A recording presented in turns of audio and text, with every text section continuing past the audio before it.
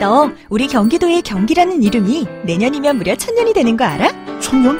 1000년이라고 하니 왠지 환상 속의 도시 같다. 1000년의 해를 맞이해서 경기도에서는 투어를 다니며 우리 도민들의 의견을 모으고 있대. 모아서 뭐하게? 우리의 의견을 모아 정책이 되게 한다는 거지. 단순히 1000년이 된 환상 속의 도시가 아니야. 우리의 상상이 현실로 구현되는 곳이야. 대한민국의 심장 경기도. 고려시대부터 불린 경기라는 이름은 어느새 1000년이 되었습니다. 1000년 동안 대한민국의 심장으로 뛰어온 만큼 경기도민의 목소리를 모아 미래 비전을 만들어가겠습니다. 이 캠페인은 경기도와 경기문화재단이 함께합니다. 사운드 오브 뉴스입니다. 김민아 기자 어서 오세요. 안녕하세요. 오늘 들어볼 소리는요. 어제 제천시 하서동 복합 건축물 화재 사고 관련 소리를 같이 들어보시죠.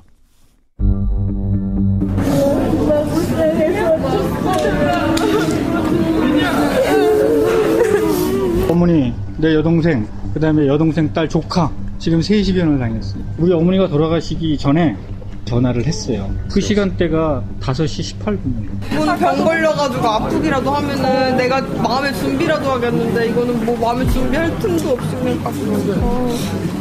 안 믿었어요. 처음에는 진짜 거짓말인 줄 알았어요. 그분은 막 급하시고 막 저를 끌고 나오셨는데 저는 그냥 천천히 옷 입으면서 사람 한 명이 매달려가지고 좀 살려달라고 좀 도와주세요 이러면서 뛰어내려가지고 내려오더라고요. 많이 무서웠어요. 창문이 거의 안 보일 정도로 막 검은색 연기가 엄청 올라왔어요. 피해자분들께 억울함이 없도록 국과수, 소방, 경찰을 비롯한 관련 기관과의 적극적인 협력으로 철저한 원인 규명과 이에 따른 법적 조치가 이루어지도록 최선을 다하겠습니다.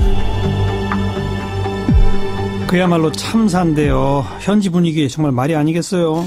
어제 오전까지만 해도 이 평창 동계올림픽 성화 봉송 행사 준비를 하고 있는 그런 상황이었는데, 제천에서 그렇죠. 예. 사고 이후에는 완전히 이제 다른 곳이 됐다 이런 인상을 받고 있다고 합니다. 이 행사는 물론 이제 취소됐고요. 충북도는 또 각종 여러 가지 행사 때 애도 목령을 하기로 했고 전 직원에게 근조 리본을 달도록 하기도 했답니다. 이 화재 현장에서는 밤새 진화와 구조 작업이 이어졌고 사망자들은 제천 시내 5개 병원에 나눠서 안치가 됐는데 이 병원들은 다 이제 그야말로 눈물 바다인 것이죠.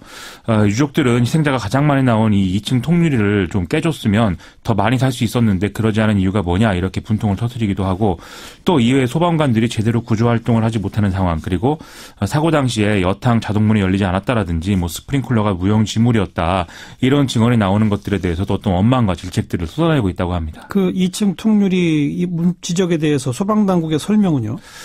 일단 이 2층 유리창을 깨지 않았다라는 지적에 대해서 주차장 인근에 2톤 분량의 이 LPG 가스통이 있었기 때문에 먼저 이 가스통으로 불이 옮겨붙는 상황을 좀 진압을 해야 됐다. 그래서 주변 차량 화재 진압을 시도한 것이고 이후에는 화염과 연기 때문에 2층 창문으로 사다리를 전개하기가 어려웠다. 이렇게 브리핑을 했습니다. 유리창 파괴를 해서 내부로 진입한 것은 이후에야 됐었는데 그때는 좀 이미 늦었던 상황인 것이고요.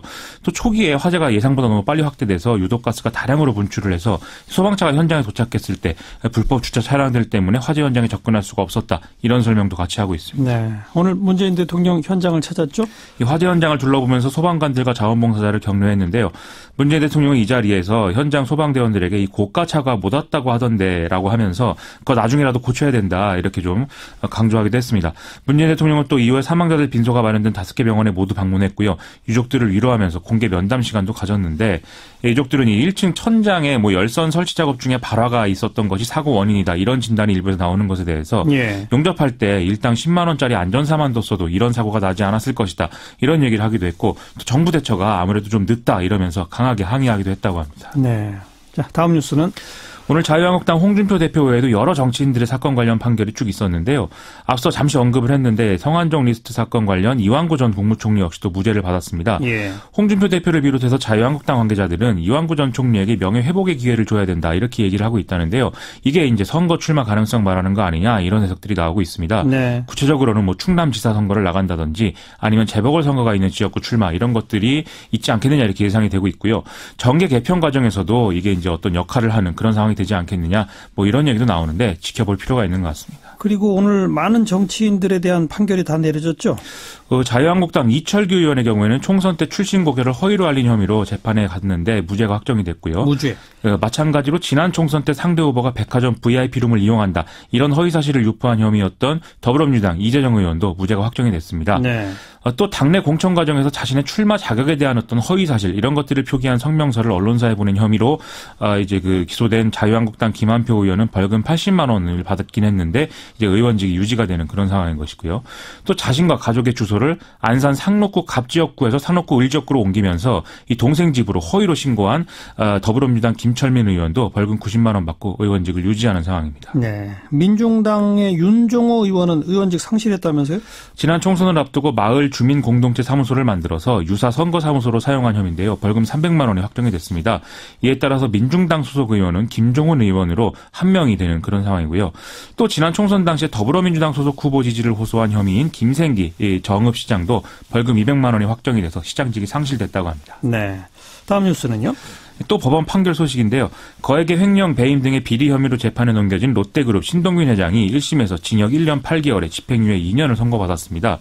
이 유죄가 인정된 부분은 롯데시네마에서 이제 매점 운영 관련해서 이제 총수 가족들에게 어떤 배임을 했다. 이 배임 혐의 있고요. 예. 또 신격호 총괄회장과 사실혼 관계인 서미경 씨의 딸에게 근거 없이 급여를 지급한 이 횡령 혐의도 일부 인정이 됐습니다.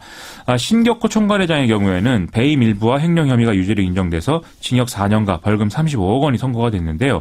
아울러 같이 이제 기소된 거액의 탈세 혐의 이것은 이제 무죄로 판단이 됐습니다. 다만 95세의 고령이라는 점 그리고 건강 이런 점들을 이유로 해서 법정 구속은 하지 않는 것으로 법원이 그렇게 판단을 했고요. 예. 또 횡령 공범으로 기소된 신동주 전 부회장은 무죄를 받았고 배임 공범으로 기소된 신영자 롯데장학재단 이사장은 징역 2년 그리고 서미경 씨는 징역 2년에 집행유예 3년이 각각 선고가 됐습니다. 또 진경준 게이트 관련 판결도 나왔죠? 이 진경준 전 검사장의 경우에는 2심에서 징역 7년 그리고 벌금 6억 원, 추징금 5억여 원을 선고를 받았었고 김정주 NSC 대표의 경우에는 징역 2년, 집행유예 3년이 선고가 됐었는데요. 대법원이 오늘 사건을 서울고법으로 다시 돌려보냈습니다. 예. 검찰의 이제 애초에 기소 내용은 김정주 대표가 진경준 전 검사장의 어떤 대가를 기대하면서 주식의 어떤 매입 가격을 지원했고 또 이제 고급 승용차, 가족여행 경비 이런 것들도 같이 지원했다. 이런 내용이었죠. 그게 다 뇌물이라는 거죠. 그렇죠. 그런데 재판부는 사안 자체가 좀 범죄가 성립하기 어렵거나 경미한 사건이었고 진경준 전 검사장이 대가를 받고 사건에 개입했거나 또는 특정 사건의 담당 검사에게 따로 청탁을 하는 등의 내용도 찾을 수가 없다. 이렇게 봤습니다. 즉 추상적이고 막연한 기대감만으로는 어떤 직무 관련성이나 대가성을 이 뇌물 사건에서 인정할 수가 없다라는 대법원의 판례가 다시 한번 확인이 됐다는 것입니다. 그러면 형량이 대폭 낮아지겠네요. 그럴 가능성이 커지고 있습니다. 다음 뉴스는요. 이명박 전 대통령이 실소유주다라는 의혹이 끊이지 않고 있는 자동차 부품업체 다스의 비자금 의혹 수사를 위해서 검찰이 별도 수사팀을 꾸려서 본격 수사에 나서기로 했다는데요. 대검찰청 반부패부는 문찬석 서울 동부지검 차장검사를 팀장으로 해서 부팀장과 검사 2명으로 구성된 수사팀을 편성했다. 이렇게 오늘 밝혔습니다. 최근 한겨레 신문 등의 보도에 의하면 그동안 검찰은 지난 7일에 민변 등이 이 사건을 고발을 했는데도 수사에 거의 손대지 못하고 있는 그런 상황이었던 것으로 알려졌는데요. 문무일 검찰총장이 일전에 이른바 적폐청산과 관련한 수사를 연내에 끝내도록 하자 이런 말도 했는데 이렇게 되면 이 수사팀하고 윤석열 서울중앙지검장이 지휘하는 옵셔널 캐피털 대표가 이명박 전 대통령 등을 고발한 이 사건의 수사팀이 투트랙으로 움직이는 그런 상황이 됩니다. 2008년 당시에 그 BBK 의혹 수사했던 정호영 전 특검 오늘 입장 낸다고 하지 않았나요? 그렇습니다. 이 정호영 전 특검은 앞서 말씀드린 민변이 고발한 대상 중에 한 명이기도 한데요. 예. 오늘 언론에 보도자료를 보내서 나름의 해명 입장을 냈습니다. 최근 일부 언론이 이명박 전 대통령 소유로 추정되는 다스의 비자금을 이 정호영 전 특검이 찾아내고도 검찰에 인계하지 않고 이를 덮었다라는 취지의 보도는 전혀 사실이 아니다. 이런 내용인데요. 당시 수사에서는 직원의 횡령 사실은 확인했지만 해당 자금이 비자금이 아니었다. 이런 것들을 확인을 했고 수사 내용은 모두 검찰에 인계했다라는 게 또 핵심 내용입니다. 정호영 전 특검이 이런 입장을 밝힌 거는 물론 뭐 검찰 때문이기도 하지만 지금 다스 의혹 밝히자고 모금운동 일고 있지 않습니까? 그렇습니다. 이런 것도 고려한 거겠죠? 아무래도 좀 그렇게 볼 필요도 있겠죠. 국민재산 되찾기 운동본부 사무총장을 맡고 있는 안원구 전 대구국세청장이 이명박 전 대통령의 숨겨진 재산을 찾겠다라면서 지금 자산관리공사가 공매로 내놓은 다스 주식의 3%가량 매입을 해서 직접 주주가 되는 시민운동 이것을 진행해 왔는데요. 예. 이게 이제 이름이 재밌게 이제 플란 다스의 기하에 이렇게 붙여져 있는 모양입니다. 플랜 다스의 기회 이렇게 되죠. 그렇죠. 예. 이 운동본부 측은 다스의 소액주주가 이렇게 해서 된 이후에 나머지 주식의 실소유주가 밝혀질 때까지 의결권을 제한해달라 이런 소송을 진행할 계획이라고 밝히고 있고요.